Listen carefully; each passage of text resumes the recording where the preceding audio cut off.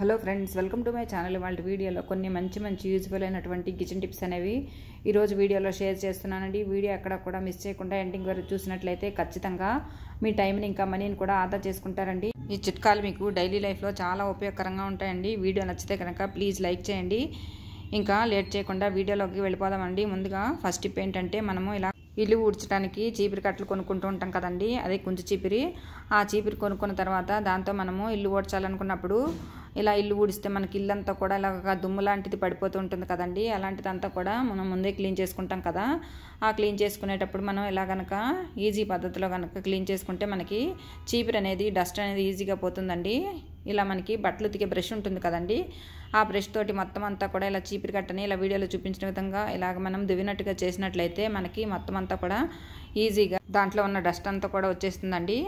తర్వాత మనకి దువ్వెన ఉంటుంది కదండి, ఒక పాత దువ్వెన తీసుకొని ఇలా మనం మొత్తం అంతా కూడా ఇలా దువ్వినట్లుగా చేసినట్లయితే అందులో ఉండేటటువంటి డస్ట్ అంతా కూడా చాలా ఈజీగా నీట్గా వచ్చేస్తుందండి. తర్వాత మనం ఇల్లు వచ్చినప్పుడు కూడా మనకి ఇంట్లో కూడా డస్ట్ రాలకుండా కూడా ఉంటుంది. ఈసారి కొత్తగా చీపిరి కట్ట తెచ్చుకున్నప్పుడు ఇలా ట్రై చేయండి. టిప్ అనేది మీకు చాలా యూస్ఫుల్ అవుతుంది అనుకుంటున్నానండి. ఇంకా రెండవ టిప్ ఏంటంటే, మనము ఇలా ఇడ్లీ పిండి కానీ దోశ పిండి కానీ ఒక 4-5 రోజుల వరకు మనము రుబ్బి పెట్టుకుంటూ ఉంటాం కదండి. మార్నింగ్ మనం టిఫిన్ చేయాలనుకున్నప్పుడు మనము కొద్దిగా దోశల పిండి కానీ లేదంటే ఇడ్లీ పిండి కానీ ఇలా పక్కకు తీసుకొని మనం ఆ గిన్నెలోనే మనం ఉప్పు కలుపుకొని మిగిలిన పిండి అంతా కూడా మనం ఫ్రిడ్జ్లో కనుక స్టోర్ చేసుకున్నట్లయితే మనకి పిండి అనేది పొలవకుండా కూడా ఉంటుందండి. తర్వాత ఒక 4-5 రోజుల వరకు పిండి పొలవకుండా ఉండాలంటే ఈ టిప్పు చాలా బాగా ఉపయోగపడుతుందండి. మనకి తమలపాకు ఉంటుంది కదండి, తమలపాకును తీసుకుని ఒక 4 ముక్కలుగా కట్ చేసి మనకి ఇలా పిండిలో కనుక మొత్తం అంతా కూడా కలిపేలాగా తమలపాకులు వేసి కలిపేసామనుకోండి, మనకి పిండి అనేది ఒక 4-5 రోజుల వరకు కూడా చాలా ఫ్రెష్గా ఉంటుందండి. అప్పుడే రుబ్బిన పిండిలాగా మనం ఎప్పుడు ఇడ్లీలు కానీ దోశలు కానీ వేసుకున్నా కూడా పిండి అనేది చాలా ఫ్రెష్గా అనిపిస్తుందండి. ఈ తమలపాకు వేయడం వల్ల పిండి అనేది పొలవకుండా ఉంటుందండి. టిప్ అనేది అందరికీ ఉపయోగపడుతుంది అనుకుంటున్నాను. యూజ్ అవుతుంది అనుకుంటే ట్రై చేయండి. ఇంకా నెక్స్ట్ టిప్ ఏంటంటే, మనము ఖాళీ అయిన వాటర్ బాటిల్స్ కానీ లేదంటే కూల్ డ్రింక్ బాటిల్ కానీ పడేస్తాం కదండి. అలా బాటిల్స్ ఉండేటటువంటి ఇలా 2 మూతలు తీసుకోవాలండి. ఇలా డబుల్ సైడెడ్ టేప్ ఉంటుంది కదండి, ఆ టేప్ని కొద్దిగా కట్ చేసి ఇలా మూతలు కంటించుకోవాలి. ఇలా అంటించుకున్నటువంటి మూతల్ని మనం ఇప్పుడు కిచెన్లో మనకి మిక్సీ కానీ గ్రైండర్ కానీ పెట్టేటటువంటి ప్లేస్ దగ్గర వాళ్ళ దగ్గర ఇలా కనుక ఈ 2 మూతల్ని సైడ్ బై సైడ్ ఇలా వచ్చేలాగా అతికించుకొని దాంట్లో మనం కనుక ఇలా మిక్సీ వైర్ కానీ లేదంటే గ్రైండర్ వైర్ కానీ ఇలా పెట్టుకున్నట్లయితే వైర్లు పాడవకుండా ఉండటమే కాకుండా మనము మళ్ళీ వైర్ పెట్టుకుని ప్లగ్కి వాడుకోవడం కూడా చాలా ఈజీ అవుతుందండి. టిప్ నచ్చితే ట్రై చేయండి. ఇంకా నెక్స్ట్ టిప్ ఏంటంటే, మనము పెరుగు తోడు పెట్టుకుని పెరుగు వాడుకుంటూ ఉంటాం కదండి. అలా పెరుగు గిన్నెలో మొత్తం అంతా వాడిన తర్వాత ఎంతో కొంత ఒక్కొక్కసారి పెరుగు గిన్నెలో మిగిలిపోతూ ఉంటుంది కదండి. అలాంటప్పుడు ఆ పెరుగు అనేది పులిసిపోయిందని మనము పడేస్తూ ఉంటాము. అలా పడేయకుండా మన ఇంట్లో ఉన్నటువంటి ఇలా రాగి సామాన్లు కానీ ఇత్తడి సామాన్లు కానీ పూజ సామాగ్రి ఉంటుంది కదండి, ఆ సామాన్లు ఏవైనా సరే ఇలా ఈ పుల్లటి పెరుగుతో కనుక రుద్దినట్లయితే మనకి ఈ రాగి ఇత్తడి సామాన్లన్నీ కూడా చాలా నీట్గా క్లీన్ అయిపోతాయండి. ఇదిగోండి, నేను ఇక్కడ చెంబుని రుద్ది చూపిస్తున్నాను చూడండి. ఇలా కనుక క్లీన్ చేసుకున్నట్లయితే మనకి ఇత్తడి సామాన్లు అవి కూడా చాలా నీట్గా క్లీన్ అవడమే కాకుండా పని కూడా చాలా సులభం అవుతుందండి. ఇంకా నెక్స్ట్ టిప్ ఏంటంటే, మనము గ్రోసరీ ఐటమ్స్ అనేవి ఇలా కట్ చేసిన ప్యాకెట్లో నుంచి ఇలాగా నిలువుగా ఉన్నటువంటి బాటిల్స్లోకి పోయాలి అనుకున్నప్పుడు మనకి ఎంతో కొంత గ్రోసరీ అనేది పప్పు ఉప్పు లాంటివన్నీ కూడా కొద్దిగా కింద పడిపోతూ ఉంటాయి కదండి. అలా కాకుండా మనకి గ్రోసరీ ఐటమ్స్ అనేవి పెద్ద బాటిల్లో పోసుకోవడానికి ఈ టిప్ అనేది చాలా బాగా ఉపయోగపడుతుందండి. మన ఇంట్లో వాటర్ బాటిల్స్ ఉంటాయి కదండి, ఆ వాటర్ బాటిల్స్ని ఇలా పై భాగంలో ఇలా కట్ చేసుకోవాలండి. చాకుని వేడి చేసి ఈజీగా ఇలా బాటిల్ కట్ చేసుకోవచ్చు. ఇలా కట్ చేసిన తర్వాత పై భాగానికి ఉన్నటువంటి మూతను ఇలా తీసేయాలండి. మూతను తీసిన తర్వాత ఇది ఇప్పుడు మనకి గెరాట్లాగా వాడుకోవచ్చండి. ఇది ఇప్పుడు మనము కొద్దిగా శుభ్రంగా నీట్గా ఇలా పొడి క్లాత్ తోటి ఇలా తుడుచుకోవాలండి. ఇలా తుడుచుకున్న తర్వాత ఇప్పుడు మనం ఏదైతే బాటిల్లో ఇలా గ్రోసరీ పోయాలనుకుంటున్నామో, పప్పులు కానీ రవ్వలు కానీ అలాంటివి ఏవైనా పోయాలనుకుంటున్నామో ఆ బాటిల్లోకి మనం ఈ గెరాటితో చాలా ఈజీగా పోసేయచ్చండి. కొంచెం కూడా కింద పడకుండా చాలా నీట్గా మనము ఇందులో పోసేసుకోవచ్చు.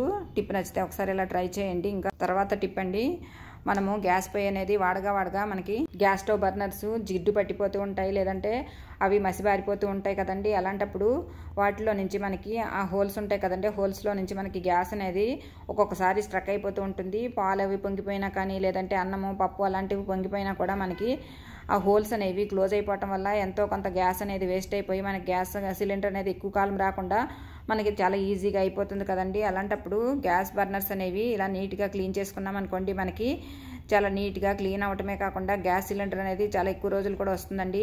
గ్యాస్ స్టవ్ బర్నర్స్ని ఇలాగా మనకి ఏదైనా డిస్పోజబుల్ బౌల్స్ అవి వస్తూ ఉంటాయి కదండి ఫుడ్ ఆర్డర్ చేసినప్పుడు, అలాంటి వాటిలో వేసుకొని దాని మీద మనకి బాత్రూములు కడిగే హార్పిక్ ఉంటుంది కదండి, హార్పిక్ని ఒక 2-3 మూతల వరకు వేసుకోవాలండి. తర్వాత ఇందులో కొద్దిగా 2-3 స్పూన్ల వరకు వంట సోడా వేసుకోవాలండి. ఇలా వేసుకున్నప్పుడు అంతా ఒక ఫోమ్ మాదిరిలాగా తయారవుతుంది. ఇందులో గ్యాస్ స్టవ్ బర్నర్స్ వేసి వాటిని ఈ వాటర్లో ఒక 2 గంటల పాటు నాననివ్వాలండి. తర్వాత మనకి ఏవైనా గ్లౌజులు ఉంటే వేసుకోవచ్చండి హ్యాండ్కి, లేదంటే మనకి ఇంట్లో క్యారీ బ్యాగ్స్ ఉంటాయి కదండి, ఆ క్యారీ బ్యాగ్స్ని ఇలా గ్లౌజులాగా వేసేసుకుని ఏదైనా వాడినటువంటి పాత టూత్ బ్రష్ ఉంటుంది కదండి, ఆ బ్రష్ తోటి ఇలా మొత్తం అంతా ఈ బర్నర్స్ని ఇలా క్లీన్ చేసుకోవాలండి. ఇలా క్లీన్ చేసుకుంటే అందులో ఉండేటటువంటి మురికి, డస్ట్, ఇంకా జిడ్డు లాంటివన్నీ కూడా క్లీన్ అయిపోతాయండి. తర్వాత మనకి ఏవైనా సరే ఫుడ్ పార్టికల్స్ అలాంటివి ఇరుక్కున్నప్పుడు, అంటే మనకి పాలు అయి పొంగిపోయినా, కొంచెం మనకి ఏదైనా సరే అన్నం అది పొంగిపోయినా కూడా అందులో స్ట్రక్ అయిపోయినటువన్నీ కూడా ఈజీగా ఇలా క్లీన్ అయిపోతాయండి.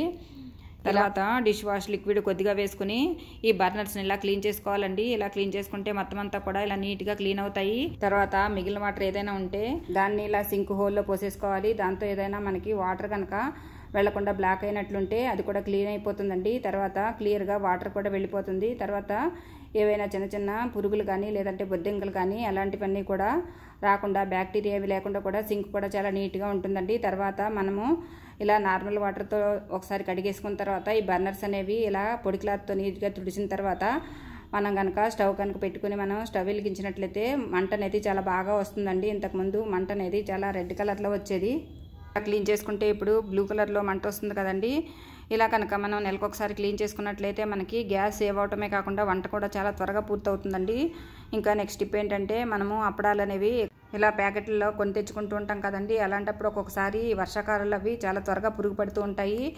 అప్పడాలు అనేవి పురుగు పట్టకుండా ఉండటానికి ఇలా ట్రై చేయండి. మనం అప్పడాలు పెట్టుకోవడానికి ఇలా ఒక ప్లాస్టిక్ బాక్స్ని ఏదైనా ఇలా వాడుకుంటూ ఉంటాం కదండి, ఆ బాక్స్లో అడుగున ఒక 2-3 బిర్యానీ ఆకులు ఇలా వేసుకోవాలండి. తర్వాత అందులోనే ఒక 5-6 లవంగాలు కూడా వేసుకొని దాంట్లో ఇలా మొత్తం అన్నీ కూడా మన అప్పడాలు కనుక సర్దుకున్నట్లయితే మనకి అప్పడాలు అనేవి ఎక్కువ రోజులు ఫ్రెష్గా ఉండటమే కాకుండా పురుగు పట్టకుండా కూడా ఉంటాయండి.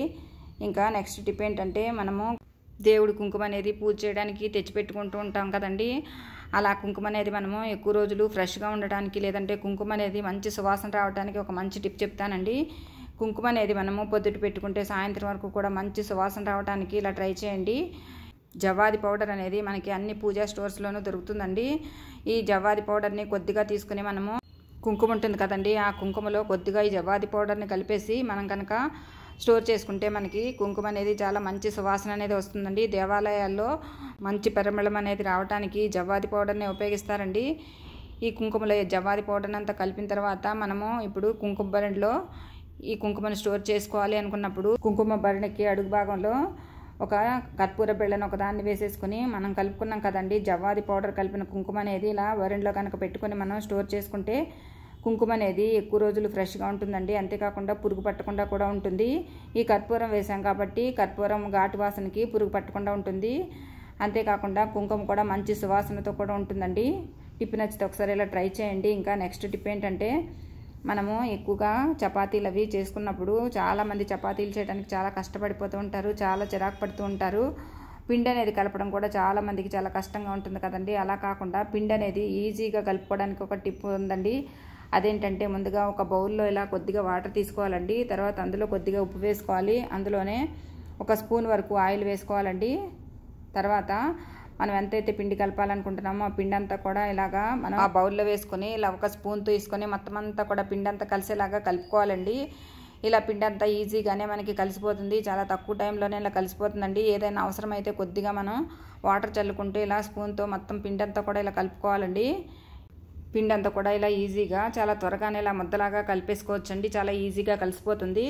తర్వాత ఏదైనా గరిటె కానీ, లేదంటే ఇలా పీలర్ కానీ, లేదంటే మన దగ్గర ఏదైనా స్పాచులా లాంటిది ఏదైనా ఉన్నా సరే వాటితో కూడా ఇలాగే పిండి అంతా కూడా చాలా మృదువుగా నీట్గా మెత్తగా కలిపేసుకోవచ్చండి. ఇలా మెత్తగా డౌలాగా తయారవుతుంది.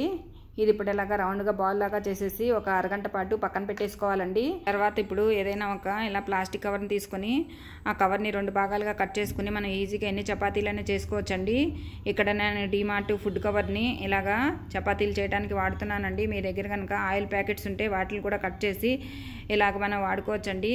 మనము పిండి కలిపేటప్పుడు ఆయిల్ వేసాం కాబట్టి ఎక్కువ ఆయిల్ ఏమీ పట్టదండి. కొద్దిగా కవర్కి ఆయిల్ రాసుకొని తర్వాత చిన్న పిండి ముద్దను ఇలాగా రౌండ్గా చేసుకొని మనము ఆ కవర్ మీద పెట్టుకుని తర్వాత వేరొక కవర్ ఉంటుంది కదండి, ఆ కవర్ను కూడా ఇలాగ మొత్తం పిండినంతా కూడా కవర్ చేయాలండి. తర్వాత మన దగ్గర ఇలాగ మ్యాషర్ ఉంటుంది కదండి, ఆ మ్యాషర్తో కనుక మనము ఇలా పిండినంతా కూడా ప్రెస్ చేసినట్లయితే మనకి చపాతీలు అనేవి చాలా పలచగా వస్తాయండి. అంతేకాకుండా మనకి చపాతీలు చాలా రౌండ్గా కూడా వస్తాయి. మనము చపాతీ పీట ఇంకా కర్ర లేకుండా ఇలా ఈజీగా మనము చపాతీలు ఎన్నైనా సరే చేసుకోవచ్చండి. టైం ఎక్కువ పట్టకుండా ఎక్కువగా శ్రమ లేకుండా ఈజీగా ఎంతమందికైనా సరే ఎన్ని చపాతీలైనా ఇలా నిమిషాల్లో చేసేసుకోవచ్చండి. చూడండి, చపాతీని చేసిన తర్వాత ఇప్పుడు ప్యానం మీద కాలుస్తున్నానండి. చపాతీ ఇలాగా నీట్గా మనకి ప్యానం అనేది బాగా వేడెక్కిన తర్వాత చపాతీని 2 వైపులా కూడా తిప్పుకుంటూ ఇలాగా మనం ఆయిల్ అనేది వేయకుండా మనము ఇలా చపాతీని కాల్చుకోవచ్చండి. ఇలాగే మనం పుల్కాలు పూరీలని కూడా ఈజీగా ఇలాగే ఈ పద్ధతిలో చేసుకుంటే మనకి ఎన్ని పూరీలైనా చేసుకోవచ్చండి. పుల్కాలు కూడా మనం ఈజీగా ఇలాగే ప్రిపేర్ చేసుకోవచ్చు. ఇలా తయారు చేసుకున్నటువంటి ఈ చపాతీలు అనేవి మనకి జర్నీల్లో కూడా చాలా ఎక్కువగా తీసుకెళ్ళడానికి బాగుంటాయండి. తర్వాత ఎక్కువసేపు గట్టి పడిపోకుండా చాలా మెత్తగా మృదువుగా స్మూత్గా కూడా ఉంటాయండి. ఇంట్లో ఎక్కువ మందికి చపాతీలు చేయాలనుకున్నప్పుడు లేదంటే చాలా ఎక్కువ మంది చుట్టాలు ఎవరైనా మన ఇంటికి వచ్చినప్పుడు ఈ పద్ధతిలో కనుక పూరీలు కానీ చపాతీలు కానీ పుల్కాలు కానీ మనం చేయాలి అనుకున్నప్పుడు ఈ పద్ధతిలో కనుక చేసినట్లయితే మనకి చపాతీలు అనేవి చాలా తక్కువ టైంలో చేసేసుకోవచ్చండి. అంతేకాకుండా చపాతీలు త్వరగా గట్టిపడకుండా చాలా ఎక్కువసేపు ఇలా మెత్తగా మృదువుగా కూడా ఉంటాయండి. చూడండి, మీకు చపాతీ అనేది ఇలా ప్రెస్ చేసి చూపిస్తున్నాను ఎంత మృదువుగా మెత్తగా ఉందో. అంతేనండి వాళ్ళ వీడియోలోనే టిప్స్ అన్నీ మీకు నచ్చాయనుకుంటున్నానండి. టిప్స్ నచ్చితే ప్లీజ్ లైక్ చేయండి. థ్యాంక్స్.